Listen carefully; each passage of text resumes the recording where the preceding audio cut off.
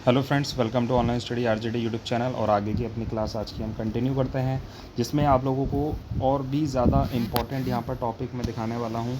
और आज की क्लास में हम पढ़ेंगे राकेश शर्मा, विष्णु चिचालकर और तरुण भारत संघ और लुइस ब्रेल। जैसे कि आप लोगों को पता है कि सिर्फ इम्पॉर्टेंट चीज़ें मैं यहाँ पर आप लोगों को करवाने की कोशिश कर रहा हूँ, पूरा के आप लोगों को बहुत ही ज़्यादा अच्छे तरीके से जो है वो यहाँ पर टॉपिक समझ आ जाए। ठीक है, आपका काम सिर्फ इतना है कि जो जो चीज़ें यहाँ पर आप लोगों को कराई जा रही हैं या फिर जो जो चीज़ें आप लोगों को इसके अंदर लिखवाई जा रही हैं, ठीक है, उनको एक दो बार अच्छे से पढ़ लेना। वो ही आप लोगों के एग्ज़ाम में आप लोगों को देखने को मिल जाएंगी। सीटेट एग्ज़ाम को लेकर के ज़्यादा प्रेशराइज़ होने की ज़रूरत नहीं है। ख़ास करके सीटेट एग्ज़ाम के अंदर आप लोगों को पता है कि पेडागोजिकल सेक्शन एक ऐसा सेक्शन है कि थोड़ा सा वहाँ पे आप लोगों को अपने हल्का सा दिमाग का इस्तेमाल करना है और वहाँ पर आप लोगों को एक अच्छा खासा नंबर स्कोर गेन कर सकते हो। बाकी आप लोगों को जो भी आप लोगों का सब्जेक्टिव पोर्शन यहाँ से जितना भी आने वाला है वो आप लोगों को कराया जा रहा है। ईवीएस मैंने स्टार्टिंग में इसलिए लिया था और वो भी एनसीईआरटी बेस्ड इसलिए लिया है कि ताकि आप लोगों का यहाँ से कोई भी सवाल ना छूटे। जो टॉपिक सीटेट ने यहाँ पर दिए हुए हैं कि यहाँ से तो सवाल आना ही आना है, वो आप लोगों का क्लियर हो जाएगा। ठीक है, चलिए हम आज की क्लास को अपनी स्टार्ट करते हैं और आप लोग अच्छे से वीडियो को देखिएगा और अपने साथियों तक भी शेयर कीजिएगा ताकि और ज़्यादा साथी कनेक्ट हों और ज़्यादा हम कुछ इम्प्रूव अगर इसमें कर सकते हैं तो आप लोग अपना कमेंट में फीडबैक ज़रूर दीजिएगा। चलिए, पहला हमारा टॉपिक है राकेश शर्मा। राकेश शर्मा के बारे में जानते हैं तो बहुत सारे बच्चों को पढ़ा होगा, जिन्होंने एनसीईआरटी पढ़ी होगी तो उन लोगों को पता होगा राकेश शर्मा जी के बारे में, क्योंकि टॉपिक सारे एनसीईआरटी से ही लिए गए हैं, उससे बाहर कुछ नहीं है। ठीक है, जन्म 13 जनवरी 1949 को पंजाब राज्य के पटियाला ज़िले में हुआ था। और कौन थे ये? भारत के प्रथम और विश्व के 138वें अंतरिक्ष यात्री थे राकेश शर्मा। ठीक है, राकेश शर्मा का एक वीडियो बहुत ज़्यादा फेमस हुआ था, आप लोगों को पता है, जिसमें इंदिरा गांधी जी यहाँ से बात कर रही थी और ये स्पेस में थे और वहाँ से इन्होंने बात की थी। तो वो वीडियो बहुत ज़्यादा चर्चा में आया था। इंदिरा गांधी जी ने पूछा था कि आप लोगों को ऊपर से जो है वो हमारा भारत जो है वो किस तरीके से जो है वो दिखाई देता है, तो इन्होंने बहुत ही सुंदर आंसर दिया था कि सारे जहाँ से अच्छा हिंदुस्तान हमारा। बड़ा वीडियो ये फेमस हुआ था। तो मैं मानता हूँ कि लगभग आप सभी ने ये देखा होगा राकेश शर्मा जी को उस वीडियो में। पर खैर छोड़िए, नहीं देखा है तो कोई बात नहीं है। तो इनके बारे में आप लोगों को यहाँ से जानना है कि 13 जनवरी 1949 को जन्म पंजाब के पटियाला में हुआ था और ये भारत के प्रथम और विश्व के 138वें अंतरिक्ष यात्री थे। ये एक चीज़ आप लोगों को याद रखनी है। अगली बात, राकेश शर्मा 3 अप्रैल 1984 को सोवियत संघ के अंतरिक्ष यान सोयूज T2 से अंतरिक्ष के लिए रवाना हुए थे और 7 दिन 21 घंटे और 40 मिनट स्पेस स्टेशन में इन्होंने बिताए थे। ठीक है, और स्पेस स्टेशन का नाम क्या था? सोल्यूट 7, ये आप लोगों को याद रखना है। और वहाँ पर इन्होंने बिताने के बाद ये 7 दिन 21 घंटे 40 मिनट बिताने के बाद ये पृथ्वी पर लौटे थे। ठीक है, कब की बात है ये? 3 अप्रैल 1984 की। और ख़ास इंपॉर्टेंट देखिए, इसमें एक सवाल यहाँ पर आप लोगों के लिए और बन रहा है कि 1984 में भारत सरकार द्वारा इन्हें अशोक चक्र से सम्मानित किया गया। इन्होंने सोवियत रूस के यूरी गागरिन केंद्र में अंतरिक्ष यात्री का प्रशिक्षण प्राप्त किया। ठीक है, दो यहाँ से इम्पोर्टेंट क्वेश्चन आप लोग आपके लिए बन रहे हैं कि 1984 में इन्हें भारत सरकार द्वारा अशोक चक्र से सम्मानित किया गया था और यूरी गागरिन केंद्र के अंदर इन्होंने अपना प्रशिक्षण प्राप्त किया था। तो यहाँ से सवाल आप लोगों को देखने को मिल सकता है। एक चीज़ मैंने आप लोगों को और बताई है कि ये तो फ़ोटोग्राफ्स आप लोगों को इंस्टाग्राम पर हमारे चैनल की मिल जाएंगी।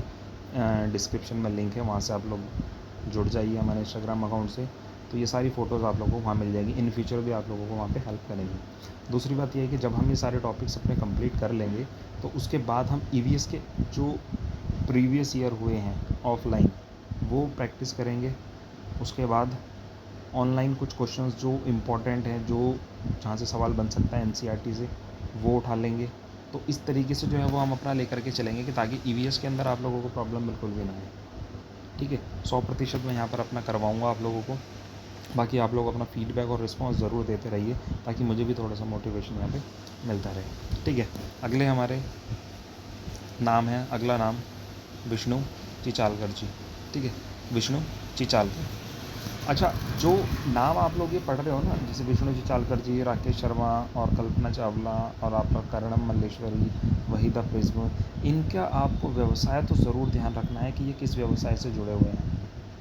ठीक है। सवाल बन सकता है या बन जाता है कई बार के एनसीईआरटी के अंदर या फिर इस विषय के अंदर ये चीज़, ये जो जैसे मान लीजिए आप लोगों को वहीदा प्रिज्म के बारे में पूछ लिया गया कि कौन ऐसे हैं कि जिन्होंने अकेले पूरी परेड की कमान संभाली थी, तो आपको नाम ध्यान होना चाहिए कि परेड की बात हो रही है तो वहीदा प्रिज्म के बारे में बात हो रही है, ठीक है।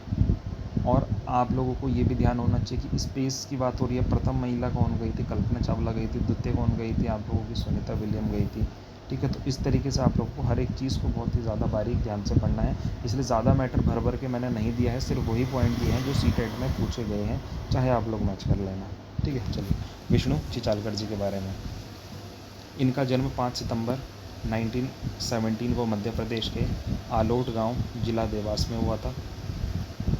यह एक चित्रकार थे और सूखे पत्ते से बढ़िया चित्र बनाते थे। इम्पोर्टेंट लाइन है, ठीक है। विष्णु चिचालकर जी जो है वो एक चित्रकार थे और सूखे पत्ते से चित्र जो है ये बनाते थे। इनके पिताजी, जिनका नाम देवास जी था, राजघराने के आधिकारिक अधिकारियों में से वे एक थे, ठीक है। सवाल आप लोगों का सिर्फ ये दो जगह से बने और कहीं नहीं, ठीक है। चलिए नेक्स्ट देखते हैं हम तरुण भारत संघ, ठीक है। आज का हमारा तीसरा टॉपिक तरुण भारत संघ, ठीक है। तरुण भारत संघ एक ऐसी संस्था है जो जल के संरक्षण के लिए कार्य करती है और इसके अध्यक्ष आप लोगों को सामने दिखाई दे ही रहे हैं, राजेंद्र सिंह, जो इसके संस्थापक और अध्यक्ष दोनों हैं, ठीक है दोस्तों। पीडीएफ के माध्यम से इसीलिए पढ़ाया जाता है और इसीलिए मैंने पूरी कोशिश की है कि इस तरीके से आप लोगों को कराया जाए कि ताकि आप लोगों को व्यक्ति दिखाई भी दे कि कौन व्यक्ति है और उनके बारे में क्या खास है जो सीटेट पूछता है, ठीक है। चलिए, इन्हें मैग्सेसे पुरस्कार से सम्मानित किया जा चुका है। तरुण संघ ने पिछले 25 वर्षों में देश में लगभग 10,000 से ज़्यादा तालाब बनवाए हैं। गांव में जोड़ा बोल देते हैं, यूपी साइड में जोड़ा बोल देते हैं, तालाब बोल देते हैं, यानी कि पानी का संरक्षण, ठीक है। तो इन्होंने 10,000 से ज़्यादा तालाब बनवाए हैं। और एक ख़ास इनके बारे में बात होती है, जो कि ये वाली लाइन है, यहाँ से सवाल आप लोगों का बन सकता है। एक दड़की माई है, दड़की माई का संबंध किस संघ से है, या दड़की माई की मदद किसने की थी, इस तरीके का सवाल आप लोगों को मिल जाए, ठीक है। दड़की माई राजस्थान के अलवर ज़िले में एक गांव में रहती हैं। इस गांव की औरतों का पूरा समय घर के कामों और जानवरों की देखभाल में चला जाता था। तरुण भारत संघ ने पानी की आपूर्ति करने में दड़की माई की भी मदद की, ठीक है। यानी कि काफ़ी ज़्यादा परेशान रहते थे, पानी की समस्या रहती है आप लोगों को पता है राजस्थान में, तो उनकी ज़रूरतों को इन्होंने पूरा किया, क्योंकि ये काम किस चीज़ के लिए कर रहे थे? पानी के संरक्षण के लिए काम कर रहे थे। कौन? राजेंद्र सिंह जी, जिसका संस्था का नाम है तरुण भारत संघ। नाम इम्पॉर्टेंट है, याद रखना, सवाल आता है, ठीक है दोस्तों। बाकी और किसी प्रकार की कोई समस्या अगर आप लोगों को लगती है वो आप लोग पूछ सकते हैं, कोई दिक्कत नहीं। बट देखिए, सपोर्ट तो आप लोगों को थोड़ा सा यहाँ पे करना पड़ेगा, क्योंकि अभी स्टार्टिंग है, नया है और स्टडी मटेरियल अभी आप लोगों को प्रोवाइड कराने शुरू कर ही रहा हूँ मैं, मतलब टीचिंग का इस टाइम ही शुरू हो रहा है अभी स्टार्टिंग में। तो आप लोग अच्छा रिस्पॉन्स दीजिए तो बहुत जल्द आप लोगों के लिए और अच्छा कुछ नया करने की भी कोशिश की जाएगी। बट सपोर्ट बहुत ज़्यादा ज़रूरी है, जैसा आपने अब तक सपोर्ट दिया आगे भी दीजिए। चलिए आगे देखते हैं हम लुइस ब्रेल, ठीक है। लुइस ब्रेल के बारे में जानते हैं। मैं ये मानता हूँ कि आप लोगों ने बीएड बीटीसी किया तो लुइस ब्रेल तो आप लोगों ने पढ़ा ही है। कौन है लुइस ब्रेल, ठीक है। जन्म हुआ इनका 4 जनवरी 1809 में फ्रांस में, ठीक है। और मृत्यु इनकी 6 जनवरी 1852 पेरिस के फ्रांस में, ठीक है। लुइस ब्रेल कौन थे? देखो आप लोगों को पता है लुइस ब्रेल के बारे में, आप जानते हो ब्रेल लिपि। लुइस ब्रेल किन लोगों के लिए काम आती है? जो लोग देख नहीं पाते हैं, उन लोगों के लिए इन्होंने काम किया है।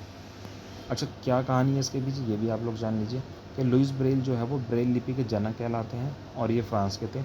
जब यह 3 साल की उम्र में अपने पिताजी के औजारों से खेलते हुए इनकी आंखों की रोशनी चली गई थी, यानी कि ये खेल रहे थे, कुछ इनकी आंख में लगा और इनकी आंखों की रोशनी चली गई, दोनों आंखों की रोशनी चली गई थी। पर इनके अंदर जिज्ञासा थी पढ़ाई करने की, पढ़ने में इनका मन था कि पढ़ना है। तो ये जो है सोचने लगे कि अब क्या ऐसा तरीका क्या किया जाए जिससे कि पढ़ाई की जा सके। तो इन्होंने कई तरीके निकाले, कई चीज़ें सोची, उसके बाद फाइनली इन्होंने एक लुईस स्क्रिप्ट बनाई, एक स्क्रिप्ट बनाई जिसको कि आज सब हम लुईस स्क्रिप्ट यानी कि लुईस और ब्रेल लिपि के नाम से जाना जाता है। पूरा नाम इनका लुईस ब्रेल है, तो ब्रेल लिपि के नाम से जिसे जाना जाता है। तो इसके अंदर इन्होंने देखिए एक लिपि बनाई जिसमें उभरे हुए शब्दों को पढ़ा जाता है। अब ये लिपि जो है वो 6 बिंदुओं पर आधारित है, 6 बिंदुओं पर आधारित है। सबसे बड़ा सवाल यही बन जाता है कि ब्रेल लिपि कितने बिंदुओं पर आधारित है? 6 बिंदुओं पर आधारित है। किसने बनाई? लुईस ब्रेल ने बनाई। कहाँ के थे? फ्रांस के थे। ठीक है। तो एक मोटे कागज़ पर एक नुकीली सी चीज़ से 6 बिंदुओं को उभारा जाता है। फिर उबले देखिए उबले हो गया, ये गलत हो गया, कोई दिक्कत नहीं है। उबालना नहीं है हमें, उभारना है।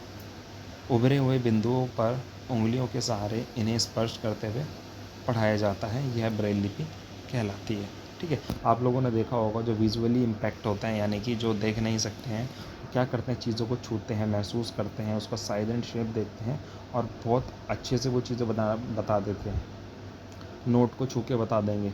आप लोगों ने देखा होगा, मैंने कई बार ट्रेन में काफ़ी सारे लोग ऐसे देखे हैं जो देख नहीं पाते हैं और सामान सेल करते हैं, वो नोट को छूते ही बता देते हैं ये कितने का नोट है। उनके साथ आप चालाकी करने की कोशिश भी नहीं कर सकते हो, इतना ज़्यादा स्किल इतनी बढ़िया होती है उन लोगों की।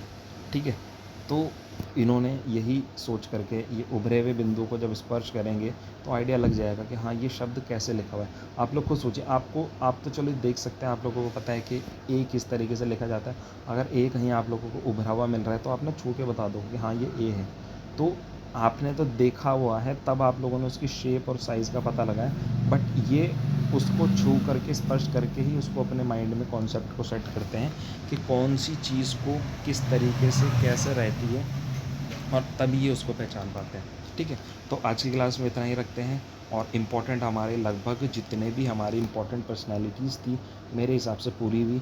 और मैंने आप लोगों को एक और बताया था, आप लोगों का अभी मुझे एग्जैक्ट नाम ध्यान नहीं आ रहा है, एक पर्सनैलिटी और हैं जो कि आपको मैंने पहले ही करा चुका हूँ, मैं उज़्बेकिस्तान के हैं, मुझे देखिए नाम इस समय पर बिल्कुल भी ध्यान नहीं आ रहा है। ठीक है। तो उनके बारे में भी करा चुका हूँ मैं पहले।